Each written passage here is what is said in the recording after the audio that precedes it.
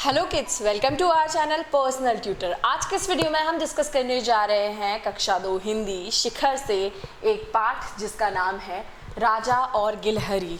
तो शुरू करते हैं आज के इस पाठ को। एक था राजा, वह बहुत घमंडी था। राजा सोचता था कि वह दुनिया में सबसे ताकतवर है और उसे कोई हरा नहीं सकता। तो ताकतवर का मतलब होता है शक्तिशाली, मतलब स्ट्रॉन्ग। तो राजा जो था वो बड़ा ही घमंडी था और उसे क्या लगता था कि पूरी दुनिया में कोई भी ऐसा नहीं है जो उसे हरा सके। एक दिन राजा अपने मंत्री के साथ बाग में टहल रहा था। टहलते टहलते राजा ने मंत्री से पूछा, क्या इस राज्य में ऐसा कोई नहीं है जो मुझे चुनौती दे सके? चुनौती देने का मतलब उसको ललकार सके, उससे मुकाबला कर सके। तो राजा ने अपने मंत्री से पूछा, क्या इस राज्य में कोई भी ऐसा नहीं है जो मुझे चुनौती दे सके, मुझसे लड़ सके, मेरा सामना कर सके? इस पर मंत्री ने उत्तर दिया, महाराज, इस राज्य में क्या इस धरती पर आपके बराबर श्रेष्ठ कोई प्राणी ही नहीं है। तो अब यहाँ मंत्री ने तारीफ कर दी अपने राजा की कि कोई भी नहीं है इस राज्य में, तो क्या इस धरती पर, इस पूरी दुनिया में कोई भी नहीं है ऐसा। राजा और मंत्री की ये बातें एक गिलहरी ने सुनी। उसने राजा को सबक सिखाने की ठानी। वह जानबूझकर उन दोनों के सामने से सरपट भागी और एक पेड़ पर चढ़ने लगी। तो गिलहरी ये सब सुन रही थी। गिलहरी ने बोला, चलो इस राजा को सबक सिखाया जाए। वो जानबूझकर के उस राजा और मंत्री के सामने से निकली और पेड़ पर चढ़ने लग गई। राजा ने देखा कि गिलहरी ने अपने अगले पंजों में एक स्वर्ण मुद्रा दबा रखी है। राजा यह देखकर मुस्कुराने लगा। राजा को मुस्कुराता देख गिलहरी गाने लगी, मेरे पास इतनी दौलत है राजा, तेरे पास है कितनी राजा, मुझको ऐसे क्यों तकता है, क्या मेरी दौलत से जलता है। तो जो गिलहरी थी उसने अपने आगे वाले पंजे में एक स्वर्ण मुद्रा दबा रखी थी। उसे देख के राजा थोड़ा मुस्कुराने लगा। तो गिलहरी इस पर गाने लगी कि मेरे पास इतनी दौलत है, इतनी तुम्हारे पास भी नहीं है, और तुम मेरी दौलत को इस तरह क्यों देख रहे हो, क्या तुम मेरी दौलत से जलते हो। राजा यह सुनकर आग बबूला हो उठा। वह गिलहरी की ओर लपका। गिलहरी कब हाथ आने वाली थी, वह भाग खड़ी हुई, लेकिन उसकी स्वर्ण मुद्रा नीचे गिर गई। राजा ने वह मुद्रा उठाकर जेब में रख ली।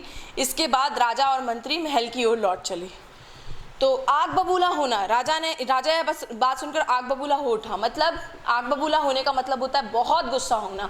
तो राजा इस बात को सुनकर के, गिलहरी के गाने को सुनकर के क्या हो गया, बहुत गुस्से में आ गया।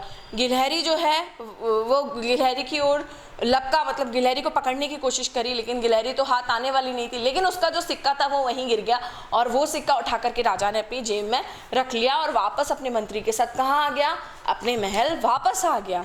शाम को राजा और मंत्री पड़ोसी देशों के दूतों के साथ दरबार में बैठे थे। अचानक वहां गिलहरी आ गई और चिल्लाने लगी, मेरे धन के बलबूते पर क्यों इतराता है रे राजा, सुन ले सब कान खोलकर, सुन लो तुम भी ए राजा। तो शाम को मंत्री और राजा पड़ोस के जो दूत थे उनके साथ बैठ करके कुछ बातचीत कर रहे थे। गिलहरी वहाँ आ गई और बोले एक्सक्यूज मी गिलहरी वहाँ आ गई और बोलने लगी कि मेरी दौलत के बलबूते पर तुम इतना इतरा रहे हो, तुमने मेरी दौलत क्यों ली है। मतलब इस तरह से वो राजा को कोसने लगी। राजा को बहुत गुस्सा आया। उसने गिलहरी को पकड़वाना चाहा, लेकिन गिलहरी फुदकती हुई भाग खड़ी हुई। बहुत गुस्सा आया। अब गिलहरी को पकड़ने के लिए बोला राजा ने, लेकिन गिलहरी को कौन पकड़ सकता है, तुरंत तो वो भाग जाती है। कुछ दिन बीत गए। एक दिन राजा महल के बाहर गरीबों को दान दे रहा था। गिलहरी भी वहाँ आ धमकी और गाने लगी, लुटा लुटा कर मेरी दौलत बनता है तो कितना दानी, झूठी शान दिखाता है वाह रे राजा ओ अभिमानी। तो एक दिन राजा जो है, बहुत समय बीत गया इस बात को, फिर राजा एक दिन गरीबों में क्या कर रहे थे, कुछ धन दौलत बांट रहे। तो गिलहरी भी वहाँ आ गई और बोलने लगी कि मेरी जो दौलत है तुम उसको लुटा रहे हो और इतना इतरा रहे हो। और राजा को अभिमानी बोला। अभिमानी मतलब घमंडी। राजा को घमंडी भी बोल दिया गिलहरी ने। अब आगे क्या हुआ, राजा बौखला गया। उसने आदेश दिया कि इस गिलहरी को पकड़कर लाया जाए। कुछ सेवकों ने गिलहरी को पकड़ने की चेष्टा की, लेकिन वह हाथ न आई। महल की दीवारों पर कूदती फांदती वह फरार हो गई। बौखला जाना मतलब गुस्सा हो जाना, गुस्से से आग बबूला हो जाना, गुस्से से लाल पीले हो जाना, मतलब बहुत ज़्यादा गुस्सा करना। अब राजा जो है वो बौखला गया, गुस्से में आ गया बहुत ज़्यादा। उसने आदेश दिया कि इस गिलहरी को पकड़ के लाओ। अब कुछ सेवक जो थे, कुछ नौकर जो थे, उन्होंने गिलहरी को पकड़ने की चेष्टा की। चेष्टा मतलब कोशिश करना, लेकिन गिलहरी तो हाथ आने वाली नहीं थी। वो महल की दीवारों पे कूदती फांदती फरार हो गई, यानी कि वहाँ से भाग गई। फरार हो जाना यानी कि भाग जाना।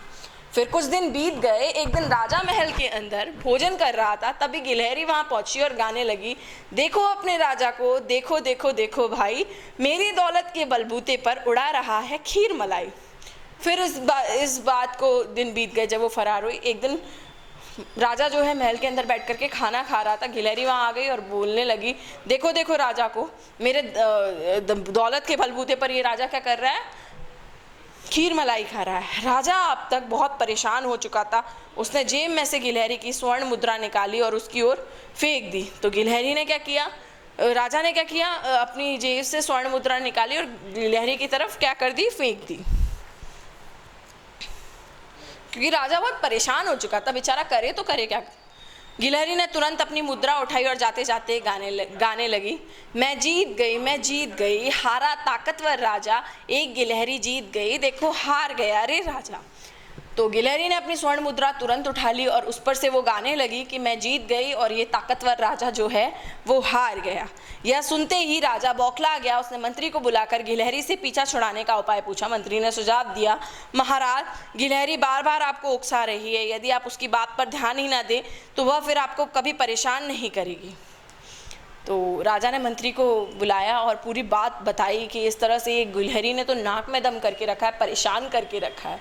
तो इस पर मंत्री ने कहा कि महाराज, आप इस गिलहरी की बातों पर ध्यान ही मत दीजिए, ये आपको उकसा रही है, आप ध्यान नहीं देंगे तो फिर ये आपको परेशान नहीं कर पाएगी। थोड़ी देर बाद गिलहरी फिर आई और उसने वही राग अलापा मतलब उसने वही राग गाया। एक गिलहरी से डर गया राजा, राजा ने उसका धन लौटाया, घमंड टूट गया राजा का, एक गिलहरी ने उसे हराया। फिर आ गई गिलहरी वापस और गाने लगी जो अभी मैंने लाइन बोली हैं कि गिलहरी से डर गया है राजा, अब उससे लड़ेगा नहीं राजा, गिलहरी जीत गई है। तो इस तरह की बातें वो फिर से गाने लगी। अब राजा समझ गया था कि गिलहरी उसका घमंड तोड़ने के लिए ही उसे बार बार उकसा रही है। इस बार वह गिलहरी को देखकर चुपचाप मुस्कराता रहा। यह देखकर गिलहरी को अचंभा हुआ, वह भी समझ गई कि अब राजा का घमंड टूट चुका है। गिलहरी वहाँ से मुस्कुराते हुए चली गई। अब राजा को अच्छी तरह समझ में आ गया था गिलहरी ने ये सब उसके घमंड को तोड़ने के लिए किया था। तो इस बार उसने गिलहरी से मुकाबला नहीं किया, बल्कि उसे देखकर मुस्कुराने लगा। तो गिलहरी भी समझ गई कि राजा को अब सब समझ में आ गया, उसका घमंड जो है वो टूट चुका है। तो गिलहरी भी वहाँ से मुस्कुराते हुए चुपचाप चली गई। तो ये कहानी थी मनोज दास की। तो इस कहानी से हमें यही शिक्षा मिलती है कि हमें घमंड नहीं करना चाहिए। जो हमारी अच्छी क्वालिटीज़ हैं उनके ऊपर भी हमें इतराना नहीं चाहिए, है ना। नॉर्मली हमको रहना चाहिए, घमंड किसी के लिए भी अच्छा नहीं होता। तो इस कहानी का नाम था राजा और गिलहरी। आई होप आपको ये वीडियो लेक्चर पसंद आया होगा। वीडियो को लाइक कीजिए, साथ ही साथ चैनल को सब्सक्राइब कीजिए। Thank you.